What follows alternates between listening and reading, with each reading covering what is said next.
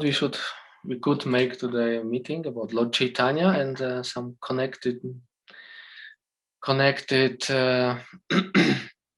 topics which will naturally come up when you speak about Lord Chaitanya.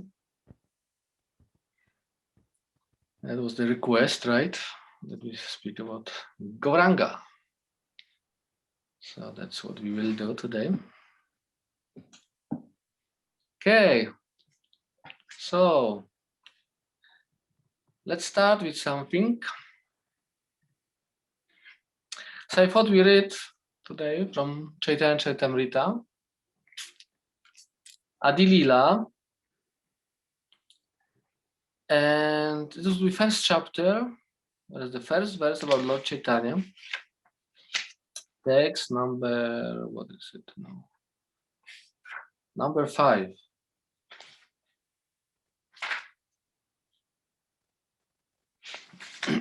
Yes.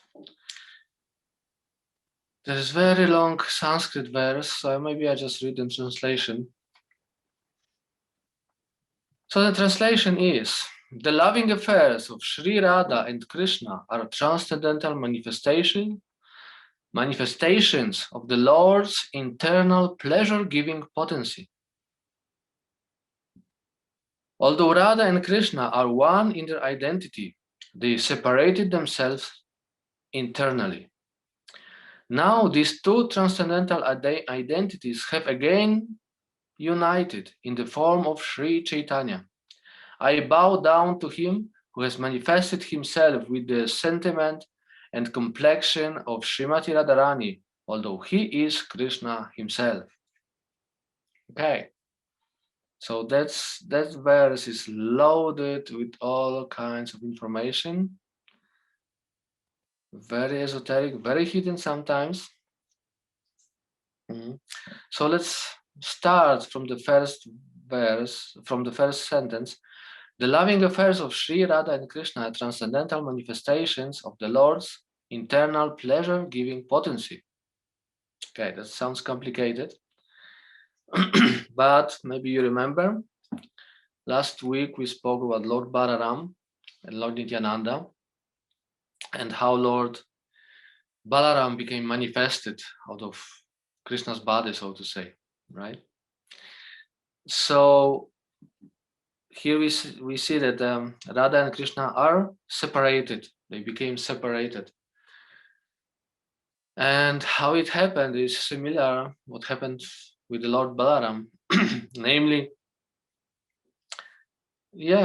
at the beginning of all things, when Krishna was, of course, now we could speak about time and what does it mean, the time, and that everything is eternal and so on. But just for purpose of our conversation here, we speak that there was a beginning. That makes everything easier here. Okay.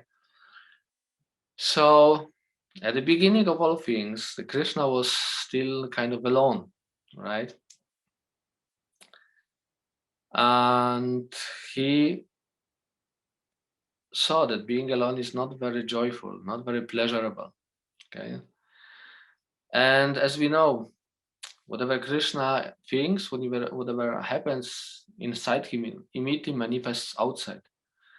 So when the Lord desired to have some joy, some pleasure, immediately Srimati Radharani appeared.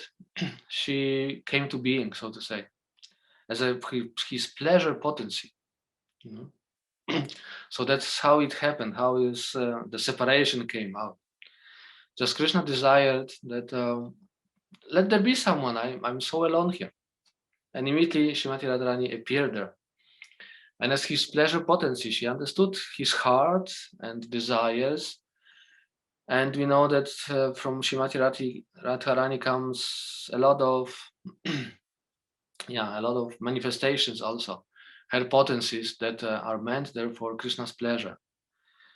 So he says that second sentence, that Radha and Krishna are one in their identity. they separated themselves externally. Yeah, so that's the separation. Everything comes from Krishna's body. Everything is manifestation of his body. Like Prabhupada writes in fourth canto of Srimad Bhagavatam that Lord Krishna extends himself eternally into living entities, into material energy, into internal energy, external energy, and all that, especially in the living entities. So everything comes from his body. And as and Srimati Radharani also became like separated from his body, became a different person, the pleasure potency, and she's in charge of arranging that Krishna has all the time enough to do, enough to feel, and he has enough devotees around him, and so on. Okay, so that's Srimati Radharani. And now these two transcendental identities have again united, okay, in the form of Sri Krishna Chaitanya. So that's where we're going today. About Srimati Radharani, you can speak more on Radhastami or somewhere there, okay. But today, let us talk about how Lord Chaitanya came to be. Okay? So probably everybody of you knows this pastime from it is described in Nectar of Devotion. Then when Lord Krishna and Srimati Radharani, they were sitting together, right? And there was some bumblebee harassing them, also harassing Lord, also harassing Radharani especially. So then Madhu Mangal came there, and with the stick, she chased away the bumblebee. And then Srimati Radharani was still a bit afraid, and then therefore Madhu Mangal said, "I have chased away the Madhu, the bumblebee." That's the name of bumblebee in Sanskrit. And as we know, Madhusudan is also name of Krishna. So when Srimati Radharani heard that the Madhu is gone, she immediately thought Krishna is gone. Okay. And she had this intense feeling of separation. And now, to explain to you how this is possible, okay, because Krishna was just right there. Now she was even sitting on his lap. And she has this intense feeling of separation, like Krishna was not there. And Krishna was looking at her and thinking, what is happening to her? I'm here. And still she has all these symptoms of separation. Okay. So you can try to imagine in such a way that while we have someone or something, we just got after big difficulties. Okay. And we are very attached to this person or some other thing, material element, so to say. Okay. And we are searching for a very long time. Okay? Like someone gets a lot of money, suddenly he or she has a lot of money, and before this person was very poor, so it's like very dear, right? This money is very dear. Or some other person, we are looking for somebody to love, so to say, for some partner, and then for a long time nothing happened, and suddenly this person appeared and we are fully in love, so to say, right? And at one point we get this idea, or we get this memory or the feeling from before, when the money was not there or this person was not there. Okay. And you remember how it was, right? Like this kind of, there is something missing, there's something I couldn't get for so long time, and come this kind of fear that I will lose it again, and I will feel again in this way like before. You understand? So that's what Srimati Radharani felt. Like she remembered like how it was when she was separated from Krishna because of different circumstances in Vrindavan, and she immediately got this fear how it will be when he's not there. And that's where this feeling of separation came. It's like she was just stunned, she couldn't do anything because of this fear of separation. So that was this ecstatic feeling of her separation there. And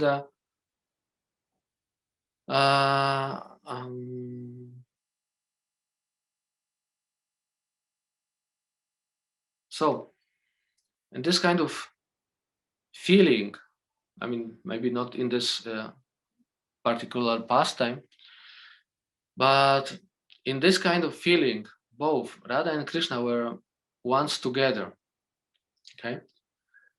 And they desired each other so much, and they felt this kind of fear that if this person is then not anymore there, we are separated again, there will be all this fear and there will be all that separation and missing and heartbroken feeling and so on.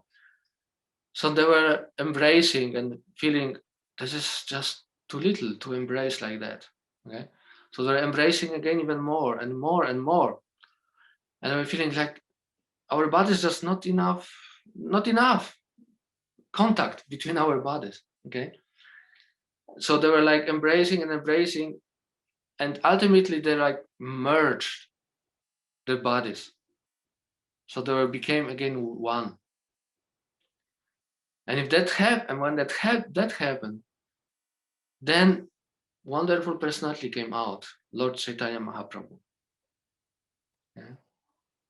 So the Radharani and Krishna, they were just so much in love. They wanted so much to be with each other, so that actually they merged their bodies because it was too little, to just to be touching with on the front or something like that. Yeah, they really merged out of love. So this is how Lord Chaitanya came to be. He manifested himself. And here the last sentence in this verse is, he manifested himself with the sentiment and complexion of Srimati Radharani, although he is Krishna himself. Okay? So that's who Lord Chaitanya is. He's Radha and Krishna. It's very important to understand this for us, because Lord Chaitanya is very difficult to understand. His pastime, his activities, what he was doing and why. Sometimes we see there were like great devotees. Let's take example of, well, even Rupam Sanatan, okay, and there were even more intense pastimes, like with Lokanath's family. Lokanath, yeah. So Lokanath came after a very, very long time. He wanted to join Lord Chaitanya in his pastimes, and with very great difficulties, finally he managed to come to meet the Lord, Lord Chaitanya. And Lord Chaitanya told him, that they saw each other in the evening. And Lord Chaitanya told him, wow, I'm really happy that you came here. I'm so happy that you came. I wanted to see you for a long time. I have very important service for you. I will tell you tomorrow. Okay. So Lokanath Das Goswami, he couldn't sleep. He was thinking, what kind of service has Lord Chaitanya for me? And he was waiting for me so long, and I want to just stay here and sing and dance and serve Lord Chaitanya and all with all devotees.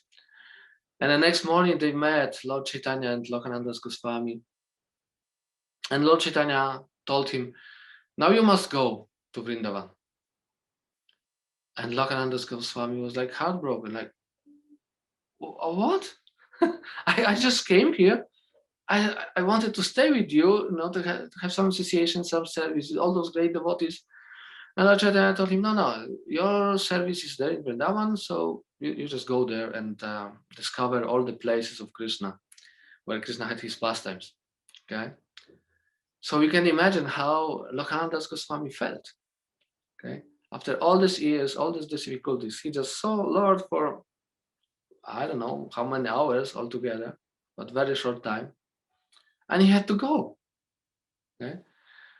So when Prabhupada speaks about Lord Chaitanya as Mahavadanyaya, the most merciful incarnation, you can ask sometimes yourself, like, okay, where exactly is this mercy? Okay. Like someone loves you so much and wants to be with you, and you send this person away, okay? For no reason apparently, because Lokanath could also stay there longer time and have some association and then go to Vrindavan, and Lord Chaitanya might have invite him again to see him after a few years, right? But Lokananda Goswami never saw Lord Chaitanya again. And even when Lord Chaitanya went to Vrindavan, that was at the time when Lokanath Goswami left Vrindavan. So they actually missed each other. Yeah. Um, so we can see that where is this great, the most merciful incarnation of Krishna? Where is this Mahavadanyaya? Right? He's merciful most merciful than all others, and he does such things to his devotees. So that we can understand, because Lord Chaitanya is Radha and Krishna. That's the part of Krishna when the Krishna takes over, so to say, with his vision for the world, with his strictness and his instructions from Bhagavad Gita. You surrender to me, then I protect you. Okay, so that's a part where Krishna takes over. And therefore, from this side, he may not seem so merciful to his devotees. But then on the other hand, when Radharani takes over, so to say, Radharani's part, Radharani's heart and mood totally takes over, there is where his full mercy actually manifests. When actually this Mahavadanyaya, the greatest merciful person, manifests. So we see sometimes in our temples that devotees put peacock feathers on Lord Chaitanya. And Prabhupada allowed it in certain way, certain times, but all our acharyas never did it actually. And Bhaktisiddhanta Saraswati, he has actually flatly forbade it. Like, don't. Okay, don't put peacock feather on Lord Chaitanya. And we can ask, okay, why? He is Krishna. And that's right, and therefore Prabhupada probably allowed it sometimes, and especially at the beginning of our movement, he allowed it mostly for preaching, it seems, because many Indian people were coming to our temples and they just couldn't relate who is these two guys. Lord Chaitanya wasn't so much known 50 years ago still. There was only Gaudiya Vaishnavas who really knew Lord Chaitanya. And why we shouldn't do it? Because it is like, we're reminding Lord Chaitanya, you are Krishna. And Lord Chaitanya goes, I am Krishna, okay. And he manifests his mood of being Krishna, means very strict. Not so, lenient towards Kali Yuga, people visiting him. But when he is in mood of his devotee, on Srimati Radharani, then his whole mercy manifests. The soft heart of Srimati Radharani just takes over, and he's much more merciful in this mood. Okay, so that's one of the great, let's say, gifts or treasures that Lord Chaitanya gave us. He gave us this mood of a devotee, and how important to is actually take shelter of the devotees. There's many examples, but just one example I wanted to give you because it's actually very amazing. Okay, and that's the pastimes of Kaliya in Vrindavan. How you call it? Kaliya Damana Lila, right? That's a word. When Krishna defeated Kaliya, as we know from Bhagavatam, Kaliya was very big demon actually, and he was poisoning the whole Vrindavan. Not the whole Vrindavan, but I think what was this, like 20 miles around or something. Everything was poisoned, even if the bird was flying over the lake, of Kaliya. He was falling down because of the fumes, of the poisonous fumes from the lake. And he was practically the only demon that Krishna didn't kill in Vrindavan, but he just sent him away from Vrindavan. So how it happens is because actually Kaliya was an initiated devotee. It's very interesting that Kaliya was actually disciple of Sheshanaga, of Sankarshan. So Kaliya got Krishna mantra to chant from Sheshanag, who is, as we know, expansion of Lord Balaram. And he was a devotee, so he was chanting this mantra for a very long time. And then when he happened to have this fight with Garuda, I mean, we know the story, probably every one of us, so we don't have to go into the details. So when he got in the fight of Garuda, therefore Garuda also didn't kill him, because Garuda could kill Kaliya easily. But because Garuda thought, okay, no, that's a devotee, I cannot kill him. He's a Krishna devotee, he chants Krishna mantra. So therefore Garuda didn't kill him. And even if that Kaliya was actually fighting with Garuda, Garuda actually gave him kind of mercy. He defeated him and he really beat him up, Kaliya. Okay, why he did it is because since this time, Kaliya was thinking all the time about Garuda, about the devotee of Krishna. I mean, we know that Garuda is one of the greatest devotees who serve Krishna in all kinds of forms, right? As a Vishnu, as many forms of Krishna, of Vishnu. So Kaliya was always meditating about Garuda. He was chanting his Krishna mantra, and he was becoming more and more bitter. Therefore, he was becoming more demoniac. But the Goswamis, I think it was Sanatan Goswami who wrote about that, or maybe I'm wrong here. Anyways, one of the Goswamis wrote that that's the reason, actually, this meditation about the devotee of Krishna, the meditation on Garuda, which saved Kaliya from being killed.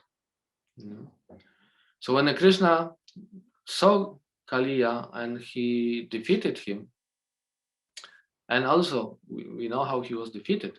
He was like Krishna was dancing on all his heads, right?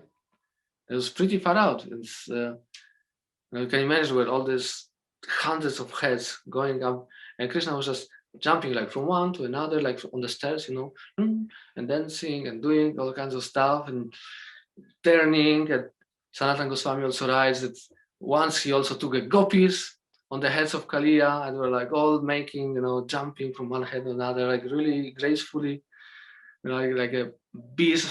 I don't know, bees from the flower to flower. Maybe they do that, maybe not. So actually, what we ended today. Well, anyway.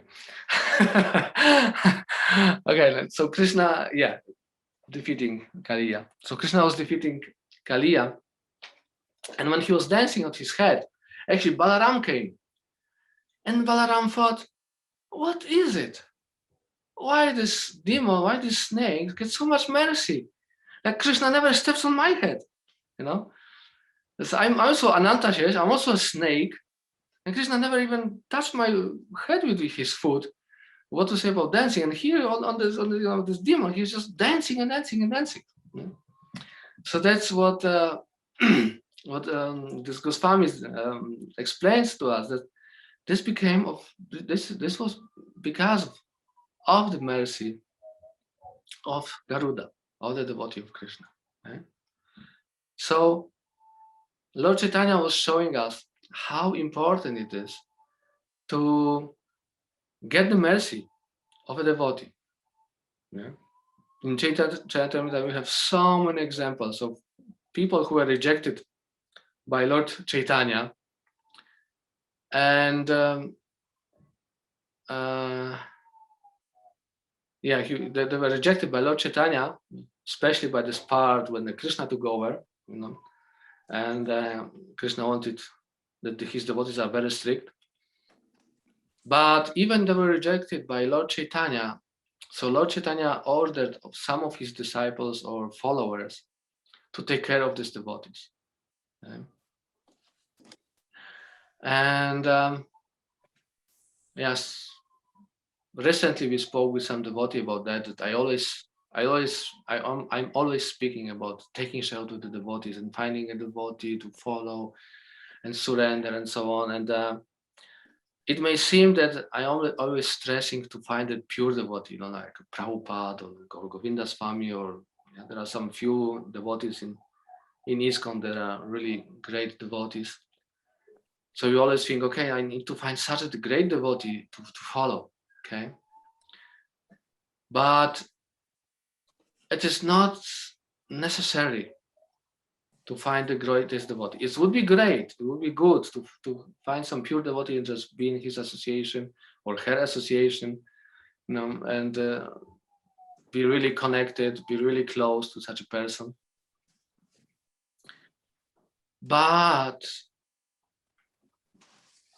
what is more important thing is to understand how we can actually benefit from association with just any devotee. Okay, just any devotee can lift us up. Okay, how? Okay, let's see. So someone may be not so advanced. Someone may have some material attachments. Some other devotee may be fallen a few times. Some other devotee can do other kind of not so bona fide things. Okay.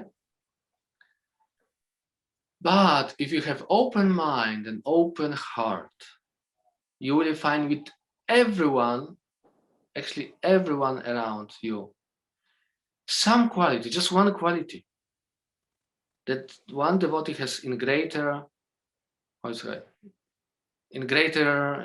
has greater than you. Okay.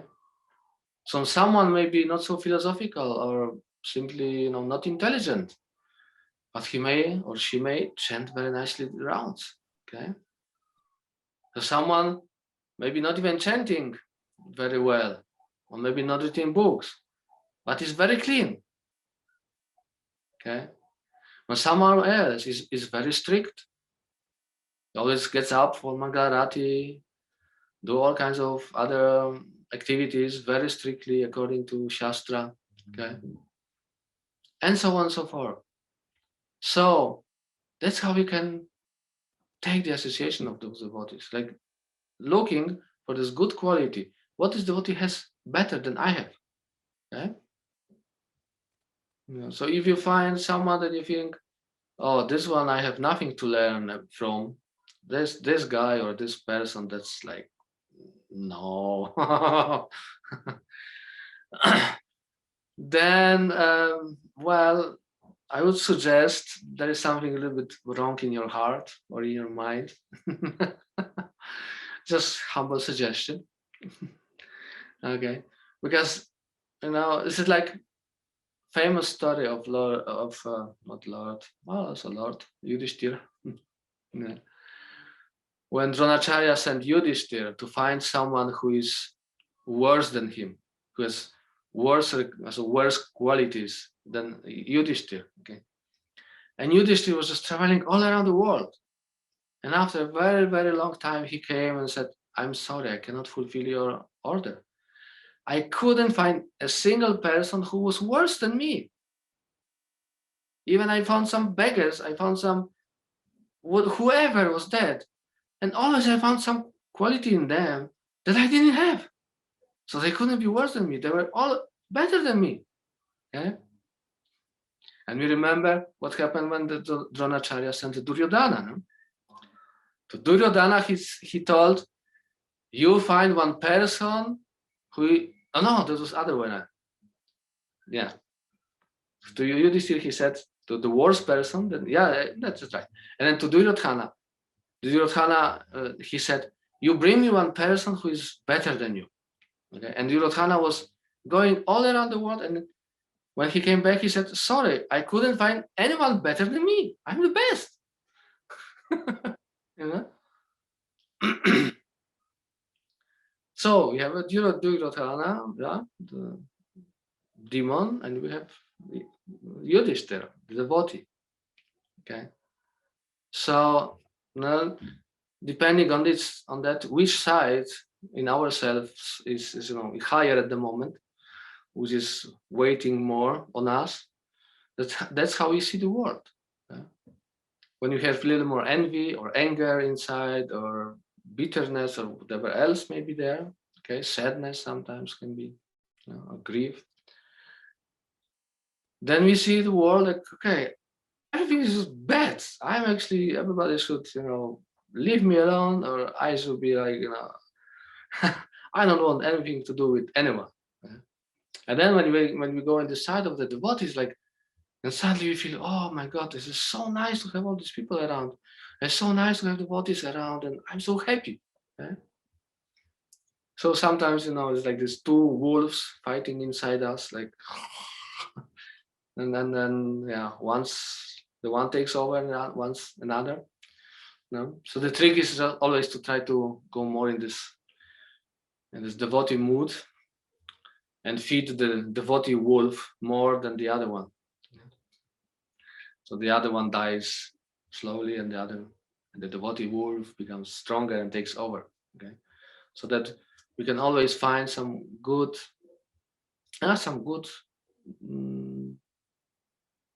qualities, some good inspiration in others, in other devotees. Okay, and that is what Lord Chaitanya was showing us in his pastimes over and over again. And he appeared with, for other devotees who were exactly in the same mood, a little bit different mood, but also they were showing us what the devotees are actually capable of. Okay? Who are the devotees? And there's one more important thing that Lord Chaitanya gave us and showed us. Okay, that's the Sankirtana movement. And what is the Sankirtana movement? This is a practical experience that Lord Chaitanya actually showed to everyone. That the relishment of prema is in its distribution. You understand what I mean? That only then we can relish, you can taste and appreciate, prema bhakti, the love to Krishna, when you actually distribute it. Okay? So the relishment of this prema is in distribution. If you keep it to yourself, it may actually die even. Yeah? So that is what is important lesson that Lord Chaitanya showed us. Yeah? He was distributing the prema to everyone, all around him. And through that it became more. Yeah? And that's what different acharyas, different Goswamis write about very often. If you give it, it doesn't become less, it becomes more. You're overflooded by prema bhakti. Yeah? So, yeah, I think that's what I wanted to say about this subject matter. So maybe somebody has some comments, some inspirations, questions. Now for the first time we have also audience in the room here. So maybe somebody from the room wants to say something. What was Drona's Acharya's purpose actually, was when he asked those tasks of Yudhishthira and Duryodhana at the time? What did he try to achieve? Well, at the end, when Dronacharya, when Duryodhana and Yudhishthira came, and each of them said, sorry, I couldn't find such a person. Okay. So then Dronacharya told Yudhishthira, here is the person that is worse than you. And then he told to Duryodhana, he is the person who is better than you. Okay. So I think that was the purpose of her exercise. That Yudhishthira, not as a Yudhishthira, find out, that somebody can be worse. And we know from Mahabharata, if you read Mahabharata, Yudhishthira was just impossible. It's just, he was just impossible, like he forgave so many people for so many offenses, and he was always like, no, just leave it alone. It's our karma. We deserved it, But here was one person that was worse than him, like Duryodhana. Duryodhana was so envious, like people don't want to eat after somebody ate the food, or somebody drank from a bottle. You don't want to drink from the bottle, like that, because you kind of like maybe you're a bit envious or whatever comes, no. So Duryodhana, he was so envious that he couldn't take even after himself. So when he had a bowl of rice, he just took one spoon, and the bowl was already not usable. He put it away, okay? And he took a new bowl of rice, and you took another spoon from new bowl of rice. He was so, I don't even know. I don't know I don't know the proper word for that. Yeah. And still he thought of himself, well, I'm the best. I couldn't find anybody better than me in the whole world. Imagine the consciousness from such a person. So probably that was the purpose of that. Okay. There's another one interesting actually story. I mean, we know from Bhagavatam that Balaram wanted to give his sister as a wife, to Duryodhana. So he wanted to give Subhadra as a wife. He wanted to marry them, right? So you may think it's like, why? What's wrong with Balaram? Krishna was against it, but Balaram, he wanted to give Subhadra to Duryodhana. You cannot imagine even, right? Subhadra, such a gentle and far-out lady. So there's a question: why? But as we heard about Lord Balaram last week, it's because Balaram wanted actually to elevate Duryodhana. He was so merciful that he would sacrifice his own sister to give to Duryodhana in a hope that Duryodhana can be elevated through her association. Can you imagine that? It's like really, really merciful person, Lord Balaram. But he wants to elevate everyone. Yeah.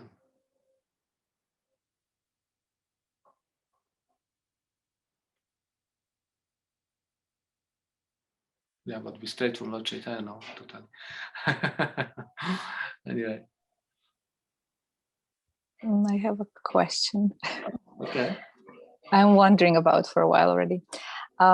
Just recently we were reading in Venu Gita how Lord Chaitanya went into this mood of Radharani, and he was hankering for tasting the nectar of Krishna's lips, and he was totally going into the mood of being jealous of the flute and saying how the flute stole the actual position of the gopis who can taste the nectar of Krishna's lips. So he really completely took on the mood of Srimati Radharani, so that even those around him, couldn't know what's happening.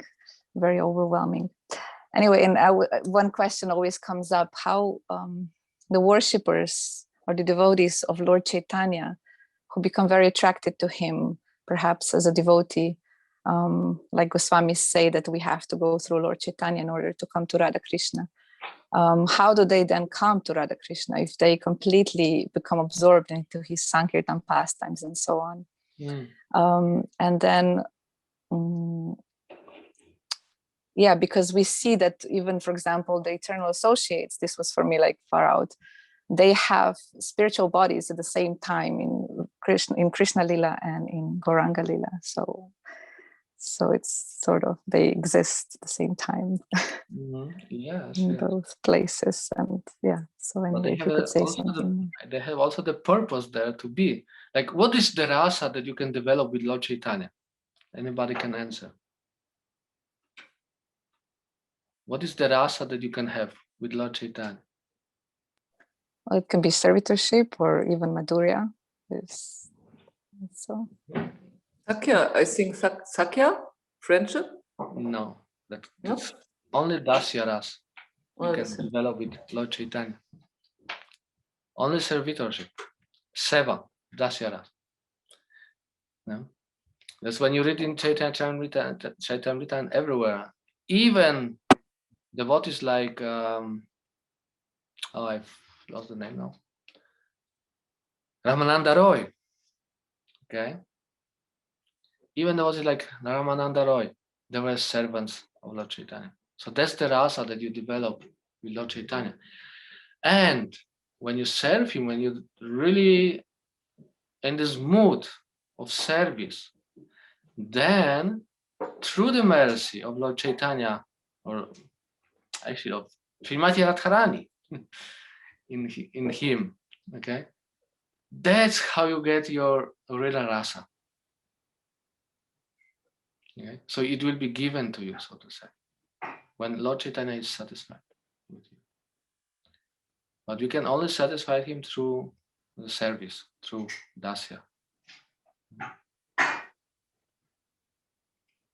That is very important to understand. We cannot approach Lord Chaitanya as Radharani. As a woman, you cannot approach Lord Chaitanya at all, practically, right?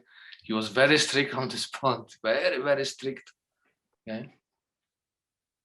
Lord Nityananda, already different.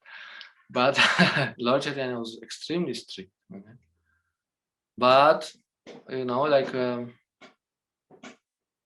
what was the sister of Sikhi Mahiki?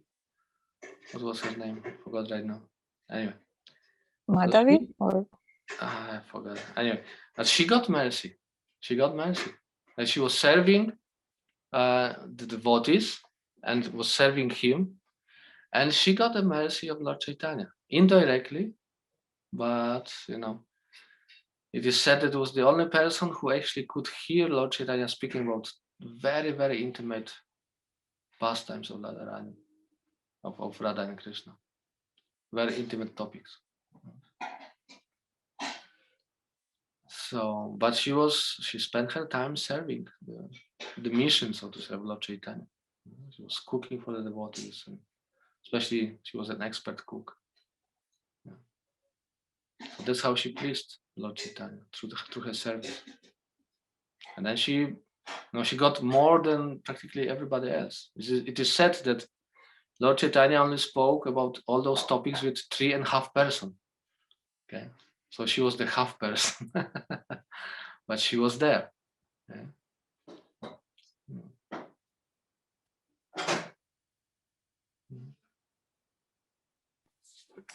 May I ask something? Yeah. Excuse me. Please accept my humble obeisances, Prabhu. Greetings from the Kornboden at Johannes Sonnenlandhof. Thank you. I remember in a little book from Kadambakanana Swami. It has the title "Words of a Public Hermit." He is writing about the ultimate fight in our hearts, the ultimate fight of the devotees, and he wrote that Lord Chaitanya only comes in our heart when our hidden desires in the last chamber of the heart, the fifth chamber, are removed. What could do we have an idea what these hidden desires could be, which we have to give up to invite Lord Chaitanya in our heart chamber? Well, it's difficult to say when I didn't read it, the whole thing. But what it can be, like every one of us has a certain let's say, quality or fault or whatever you want to call it, okay? Because of which we have fallen from the spiritual world, I mean, from association of Lord Krishna. So that is usually the last thing we have to give up, okay? Because everything else we can clean, we can really, become very, very pure devotees. But there's one thing, one quality, or whatever it is, can be very, very difficult to get out of our hearts. And so for someone it may be, envy. For someone it may be some anger. For someone it may be, I know better than Krishna. It's just like probably as many people, as many desires, or as many faults that you can have. So I can imagine this could be the thing, that you really give up everything. Like, you have no concepts, you have no desires, even no identity, okay? Like any material identity, you have to actually give up everything, lower than the straw on the street. Yeah. And what does it mean? Lower than the straw on the street. I mean, what can be lower? You trample on it, anybody can pass stool on it, anybody can drive over. Straw on the street is like nothing, okay? But when you see a straw on the street, you can say, oh, it is a straw. It still has identity as a straw, okay? As a piece of some plant. So we have to give up even that. We have to even give up our whole identity. And this identity, it was kind of created through this one desire, or this one mistake, this one fault that we did, or in which we focused, actually, why we have fallen down in this material world. And this one is really difficult to give up, but also when you actually have mercy of Lord Chaitanya or Krishna, and Krishna leads your way in such a way that you will be giving up this quality that you have there. Okay, you understood what I mean? Is understood? Yeah. Because Krishna will lead you into such a situation that part by part, this inner desire, this quality, will be just breaking and falling apart. So that when you come actually to this position, you have to still make this last step, okay? But you will be you will be ready for that. Okay? You will be prepared. You may say, okay, I just don't let it all go. Yeah, so that's without reading the whole thing, this much I can say about it. Thank you, Vipula. Will it be conscious for us which quality it is, which is the most obstacle for us? Can we? Will it be revealed to us, or can we find it out? Well, find out is pretty difficult, but it can be revealed to you through your spiritual master or Krishna within the heart. Okay? Maybe it won't be shown immediately the whole thing, okay, the whole situation, or the whole the whole process you have to go through, okay, but you will get at least hints. Yeah, the hints you will be getting, like, okay, look at this, look at that, look at that. Yeah? And then when you purify it enough, and then you get this kripa, the mercy of a devotee, means spiritual master or Krishna or Lord Chaitanya, then it will be shown to you, okay, here is why you have fallen down, what you are going to do about it. Yeah. So you'll be seeing, okay, that is what I need to learn and give up, and it won't be easy anyway, even at this stage. One has to make really conscious endeavor and a conscious step, saying, okay, I have enough. Hare Krishna. Very well. Maybe can I ask also a question related from the previous session we had, just the Zoom session, but I didn't really ask. I remember you were telling that time, I cannot really rephrase exactly, but the point was that we get the way that maybe we don't want, but the way that for Krishna looks better. So we have certain either desire or certain goal, and maybe it doesn't get fulfilled the way we want, but it gets fulfilled the way Krishna wants and the way it should be better for us. So according to Krishna's plan, basically. Something like this. I don't remember exactly, but my question was that so even though we seek for certain goals or for certain like material, let's say more desires, and we think it's necessary for us, but it doesn't get fulfilled the way we really want, and we still keep seeking for them. We think it's, I mean, in my case, I think it's important for me, and I still don't get the way I would like to get.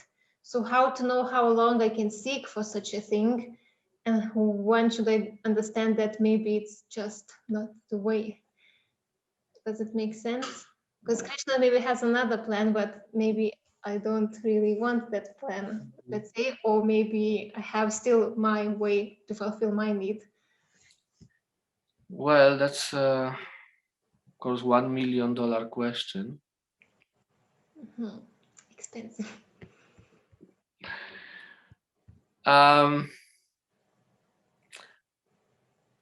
Look at like that. Look in life of Srila Prabhupada. Okay. How did he know when to give up and when not? Look how many things he did when he was still in India. He tried League of the Devotees, then he tried Back to Godhead, then he tried that. He was trying this and this and this, right? At first, he was trying to make his business successful. Because he thought, okay, when I have a lot of money, then I can print books, I can, go to England or whatever. At Krishna was just smashing his plans one after another. Okay.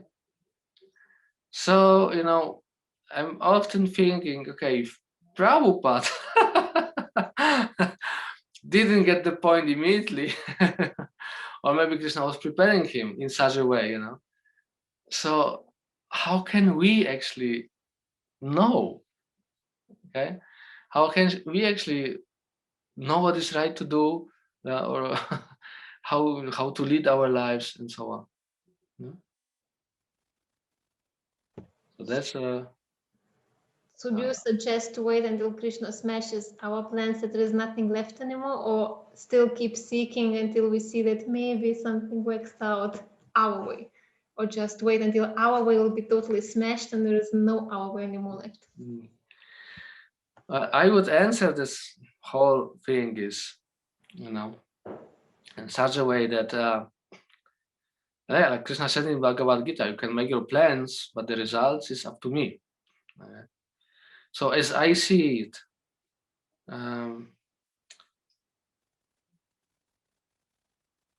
that we, so like, let's say, you keep preparing. Okay. That is your job. This is our job. Okay. If I'm supposed to be a lecturer, okay, then I prepare. I read books. I study. I ask devotees, and so on and so forth. Okay. I'm preparing. If I sit on Vyasasan and I cannot say anything because just everything went blank, that is up to Krishna. Okay? He doesn't want me to be a great speaker, and he just makes everything to go away when you need to speak. Then it's like, well, okay, So you have other services like cooking. Then you learn how to cook. You ask devotees. You pray to Srimati Radharani for blessings, and so on and so forth. You have better consciousness. And then you put salt twice in the sabji. Well, you are not supposed to be glorified as a great cook, maybe. Okay. So you suggest we keep trying until we find out, even though it takes a while. Yes, we are preparing. You know, it's like everybody has certain nature. You have your certain desires, and just so you prepare. You know, if you want to be like a doctor, then you study to be a doctor, right? And you prepare, then you do. And then Krishna may show you, okay, that is not your way. You should do totally something else. But what is important, Krishna hates the waste. Okay, so that's what you prepared for. It will be used anyway, in different way than you imagine, probably. Like by Prabhupada. Okay, look how many things he did, and when he went to America, he could use this what he learned by distributing his Bhakti Godheads, right? He could use this, the whole thing about League of the Devotees, how he prepared, he made a structure, yeah? So he could use all this experience in America, but it was all put together and it was just boom, and it's there, okay? So he was never giving up. He was just continuing to, to prepare for his mission. And he was, of course, trying different options. But Krishna said, no, that's not that one, not that one, not that one. You need to go to America, Swamiji. Right? And when Prabhupada went to America, everything just, yeah. I mean, not just, also like 2 years, Prabhupada had to struggle like anything. And he wanted to go back to India all the time, practically, once a month. He decided to go back to India, but he continued. And at one point, the time was right, everything was right. So that's the only answer I can give. When to give up and when to, that's, I ask so many devotees about that. Like gurus and swamis and who not, and never got a clear answer because, that's a $1 million question. If you can answer this one, then yeah, you can become my guru then. Yeah, thank you. Let's see what Krishna's plan is. Yes, just wait and see, and that's what you can do. But then we can keep trying according to what we think is fine, and then we see the result. If it's meant, it's meant. If it's not meant, then it just doesn't work out anyways. And then you change. Then you just change. Yes, that's what you can do. I mean, of course, better than just doing something and trying is to ask someone who knows you, like your spiritual master or someone, so that you can maybe get some extra ideas. But still, the result is not up to us. Even the wisest person can give you advice, and still Krishna says, no, we turn it upside down. Let's try like that. Thank you. I would like to add a quote I saw on Facebook during the last days. God had already prepared the way. He's just preparing you. Yeah. Maybe, and I would like to console Eva a little with some life experience. You said that everything we have learned is in some way useful for Krishna consciousness, and I came already late with 45 to Krishna consciousness, and because of some health problems, I have to exercise some medical qigong exercises at least 2 hours a day, and then came the point to chant 2 hours 2 hours a day. That was not such a problem for me. If you have learned discipline in some other ways in your life before, then you can use it for Krishna consciousness too. So I found some points in the 40 years before which are useful now for the bhakti yoga processes. A lot of qualities are not so useful, but some can also help. Maybe I can console Eva a little. Inspiration. Vipula, is it possible to ask some question also which is not directly connected with our daily topic? Yes, we can. Thank you. for this, maybe I would just need to read one verse from Bhagavatam, and then I will ask this question, yes, which is, okay, it's from 7th canto, where Prahlad Maharaj speaks to his schoolmates, and he say, and he speak about that, that this temporary body, and I will just read it, okay. So he say, all this paraphernalia is very dear, is very near and dear as long as the body exists. But as soon as the body is destroyed, all things related to the body are also finished. Therefore, actually, one has nothing to do with them, but because of ignorance, one accepts them as valuable. Compared to the ocean of eternal happiness, they are most insignificant. What is the use of such insignificant relationships for the eternal living being? So, and yeah, my question actually is that despite we maybe know that this material prosperity and so on will not fulfill us completely, we sometimes still are used to it. And it's sometimes you even maybe not make some endeavor to go maybe further in your spiritual life because you feel some kind of comfort, so to say.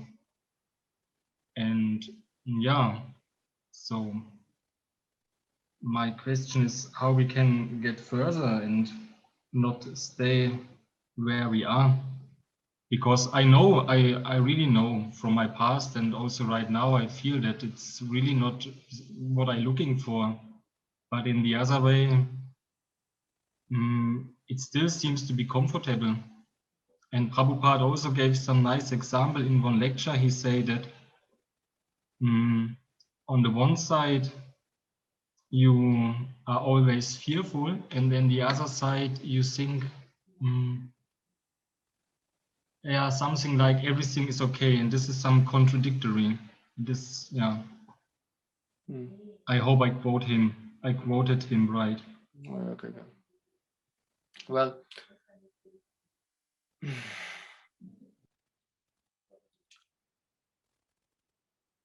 the thing is,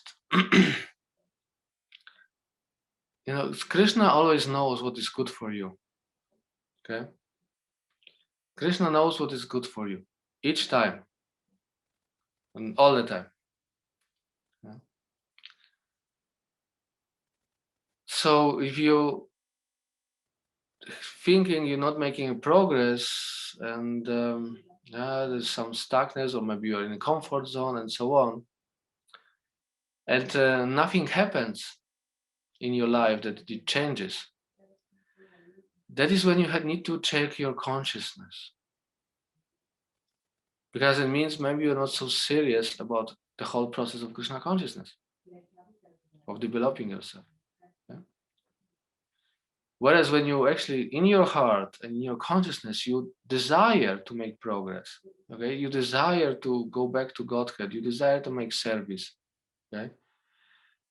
Then Krishna will come and just shake your comfortable position at any time. Because he knows that you desire me, so I help you. You understand what I mean? Whereas those who, there are so many people around just speaking nice words and doing like wow and this and that, and they are not very serious about Krishna consciousness. They're very serious about getting benefits from whatever pious activities or pious life brings. And you see those people are never shaken by Krishna. Only those who are actually serious, even if outwardly they cannot follow, or they're just keeping falling down or whatever, but inside they have this great desire that now I really want it, and I really wish I could manage. Then Krishna comes and takes you from this whatever you are in, and he puts you there where you need to be. So if it gets too comfortable and too, nice, and you feel I'm not doing any progress, why? Then you just check your consciousness. Are you serious about progress? No? And it's also where association with the devotees is really good, because if you have friends, devotees, I mean like real friends, not just, haha friends, then they will come and tell you, look, Prabhu or Mataji, you in Maya, you wake up. What are you doing with your life?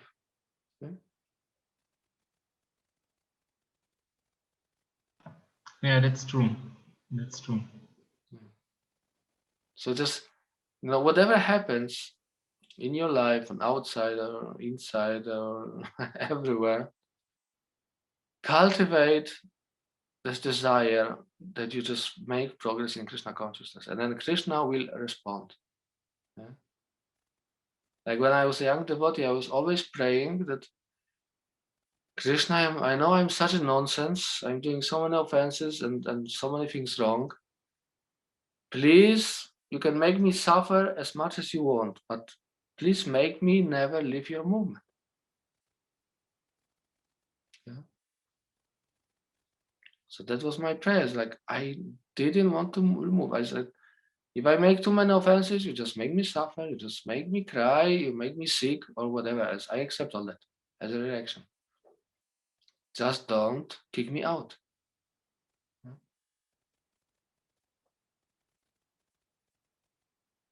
So the sincerity in the heart, that's the, and that's what we can do, whatever the circumstances are, whatever is happening. The sincerity in the heart we can always cultivate. We don't have to give it up ever. And then Krishna will help you. He will come at the right point, Maybe you have some material desires, you need to satisfy them, Yeah. And then once you tried, you're not happy, or when you're frustrated, and Krishna says, okay, enough, you learned. Now I take you from there and put you somewhere else. Yeah.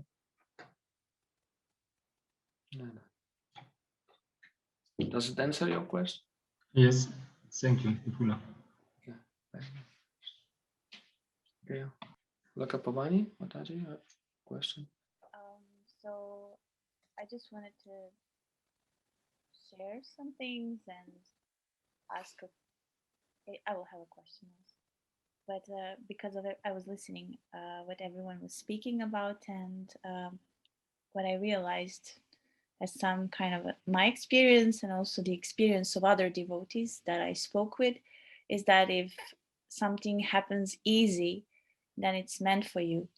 But if it happens hard, like in a hard way, you experience difficulties and so on, maybe that's not like the way. So in the sense of like people searching like what they should do and what they should not do, somehow I saw it in my life like that if something is not going, then it's just not for you. But if it's very easy, then it can be karma, but it can also be like a blessing of Krishna or something. So that's the part that I wanted to comment. And I wanted to share how I like to read Srimad Bhagavatam. And the reason is that I'm actually studying it now. And it says how all these material things that we're hankering for, and it's not only our desires, but it can be like concepts for material enjoyment in a way that we want some certain result. So Srimad Bhagavatam is great because it says that these are all like cheating religions, and here is like where this illumination and sun can be found, because it's actually an incarnation, sound incarnation of Krishna. So, and inside, I think that if we reflect, we can find like many answers of what Krishna wants. And this one thing I wanted to share, I also sent you a message today, and I think it's very nice. It's like Vyasadeva, he was writing so Srimad Bhagavatam, and before he wrote Srimad Bhagavatam, he was dissatisfied. And this dissatisfaction in the heart we all carry in a certain way in our life. We are dissatisfied because of something. his dissatisfaction was higher though, because he was dissatisfied because of all the things that he wrote. And we know that he wrote about Artha Kama Moksha and so on, and Mahabharata. So basically he was dealing with the material activities of the jivas, but he didn't stress so much about the personality of Godhead. So that's why he was so dissatisfied. And Srila Prabhupada says how this dissatisfaction is very good in our hearts, so you can connect with it because it makes us reflect. And Krishna, especially if we are devotees and we chant our rounds and we try to pray to Krishna, he will give some answers and we can confirm if it's true or not. As you said, we approach a devotee we trust or a spiritual master, or even the shastras, they can speak to us in a way. But what I found like fascinating is that dissatisfaction only comes when we lost the goal, because the goal of Krishna consciousness is to get love of Godhead, to experience what Lord Chaitanya Mahaprabhu came to give us. And this is the only thing that can satisfy us because we are the spirit soul. And maybe it sounds theoretically like when we read it, but it's kind of like also revealing, like you can find yourself in it. So if you are dissatisfied, that means that somehow your soul is dissatisfied and that you have to find your way to Krishna, because that's the only thing that can give you satisfaction. And this is how we come to what you were saying, like how by service, because you said we are actually the movement of Lord Chaitanya Mahaprabhu. So we cherish this identity, and we should have the identity of servants of the devotees and of Krishna. And if we do that, and if we try in that way, then, as you said, I mean, I hope I got you wrong, you please correct me, that Lord Chaitanya, he gives us this rasa lila. It doesn't have to be that we are gopis, but he can give us this internal rasa that we have, like with the Supreme Personality of Godhead. So we have this theory, but if we try to wake up every day and do it in practice, I feel like many devotees can get many realizations. So I wanted to share that, and I wanted to ask about Lord Chaitanya one question. As I understood, we don't actually worship Lord Chaitanya as a sannyasi, right? We worship like Nimai and Nitai. Maybe you can say something about that, because I don't know much. So that was my question about. Thank you. Listening. Okay, that was a lot of yeah, about this let's say this process, that something comes easy, then is meant, and something comes hard, then we should try something else. It is a good system, but it's not a golden way for everyone. Yes, I wanted to say about that, but it's, you know, sometimes it's very difficult to distinguish it, because also Maya, she is in our heart. She is next to Paramatma. She knows exactly our hearts, and Maya can supply us, you know, whatever we desire deeply, very easily, just to test us or to give us something, you know, to take us away from Krishna and so on. So that's good, can be good direction, you know, but it's not like some golden principle, golden formula there. You know? So we have to be a little bit careful about all this. Yeah. And yeah, to other point that you said, yes, sure, we get all the time reciprocation with Krishna, right? So it's not that we have to satisfy Lord Chaitanya completely and 100% and without any desires, and then we get something. No, we will be getting reciprocation all the time. Okay, so it can be little here, little there, you know, from different point of view, or from different devotees, from different services or classes, or inner realization during chanting and so on. So we will be getting some insights here and there. That happens. Yeah? But it's only, yes, it's reciprocation. Yeah? So we need to, from our side, we need to do something. We need to satisfy Lord Chaitanya to some smaller degree even. so that he reciprocates with us in this way, by giving us those drops of nectar, how we call it sometimes. And regarding to your question, yes, we worship Lord Chaitanya as Grihasta, not as Nimai and Nitai. We worship him as Grihasta, not as a sannyasi. I knew once the reason for that, but now when you ask me, I cannot remember. I know there's a letter from Prabhupada when Prabhupada was chastising devotees. They dressed him in sannyas clothes. Prabhupada said, no, just change it immediately. You worship Lord Chaitanya as Grihasta. And sometimes he said, as a prince, yeah, like that. But exactly why, at the moment, I just remember. I cannot. I would have to check it out again. I have it somewhere, but I have to check it out first to tell you. Maybe next time for the next Zoom conference, I will check it out and tell you. Okay, thank you. Yeah. So, relating to identity, before you were mentioning that we should be more humble than a straw on the street, and the only thing that's lower than the straw is the ground, because even the straw has identity as the straw. So the thing that's more humble than the straw is the ground, because it's even lower. So how are we able to find a middle way between identifying with ourselves?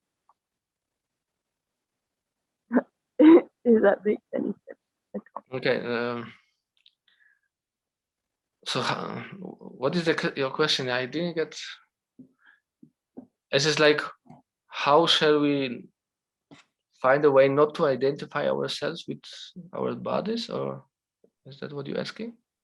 He asked how we should identify with ourselves, like who we are, how to identify with ourselves if we are not all these things. That's how I understood. With the soul, so to say. Okay.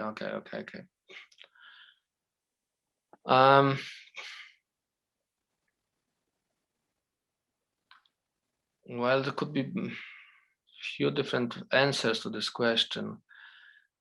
Well,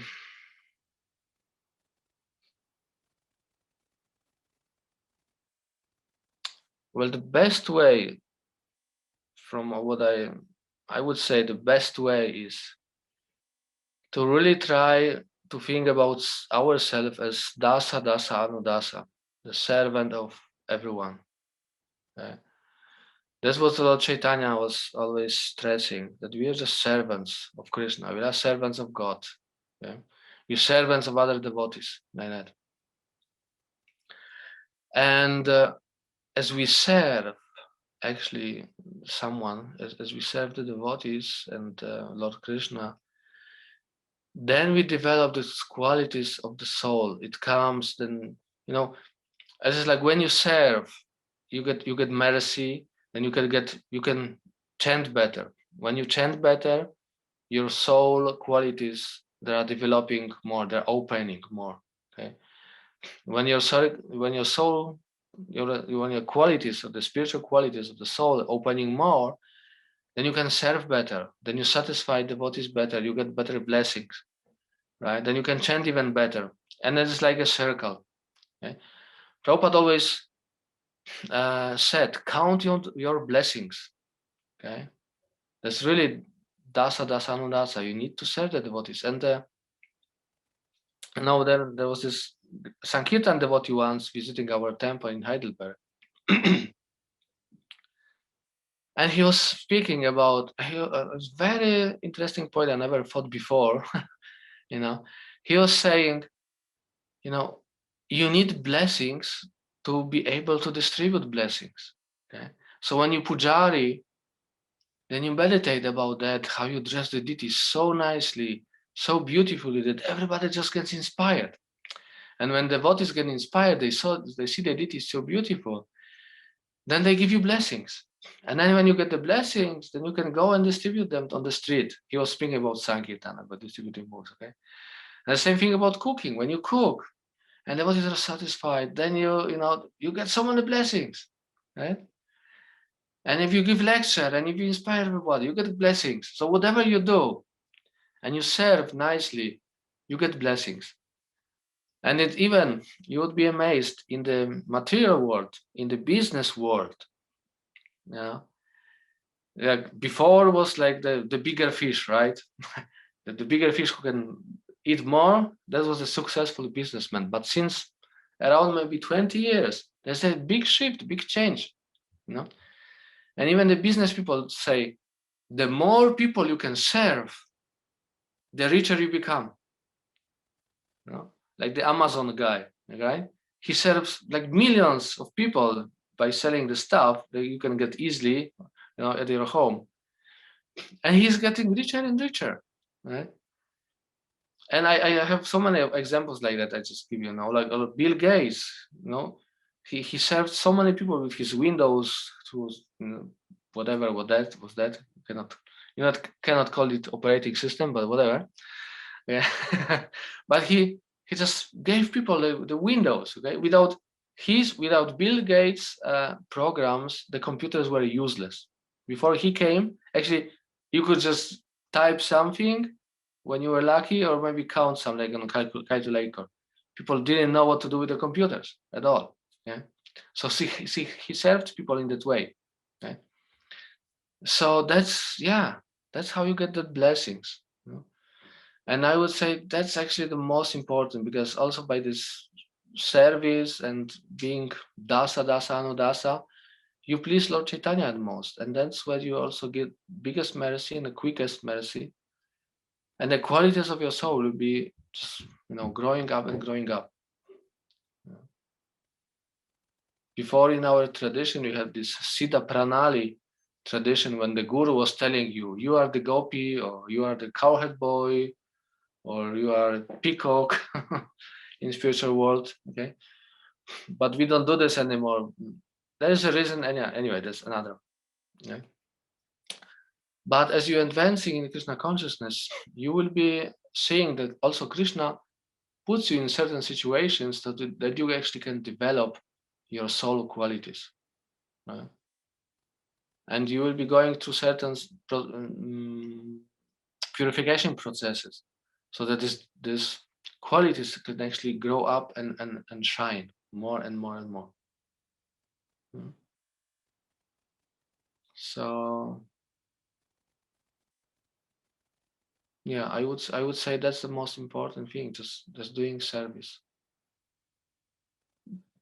The more you serve, the more blessings you get, and the quicker you make progress. I don't see you now, so I hope it was okay. Thank you. Venuyaji? I would like to comment something and to ask something, please. Kadamba Kanamash said yesterday, every service is preparing us for the next service, for a greater service, that Krishna is preparing us in this way. And please, would you kindly explain what does it practically mean? We worship Lord Chaitanya as in Grihastha. What does it mean in an Aratic, or we worship as in Grihastha? I have no idea. Well, first of all, we don't dress him in sannyas cloth, and we don't dress him with a shaved head and so on. We don't worship him like that. Okay. And actually, how to worship Lord Chaitanya is described in Gaurarati song. Okay. That is the mood of Lord Chaitanya, when he gives just freely the mercy. And the other devotees serve him. This description in Gaurarati song. And he just sits there and accepts the worship and just gives the mercy away. Like that. So more exactly, no. Last time I was a pujari about 18 years ago, and that's where I was studying all this stuff. So, it's a little bit rusty here. Yeah. I knew a lot at those times, but since then my service changed many times, and cannot remember all those things now. Thank you.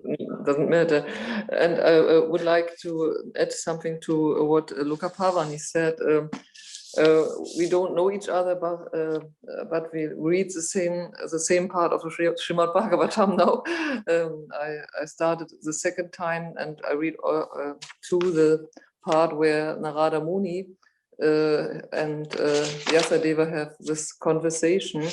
And this morning, I had the little, I don't say realization that Prabhupada is explaining in the 26th verse of the 6th chapter of the first canto that Narada Muni became totally satisfied and wasn't very was very humble and not envious.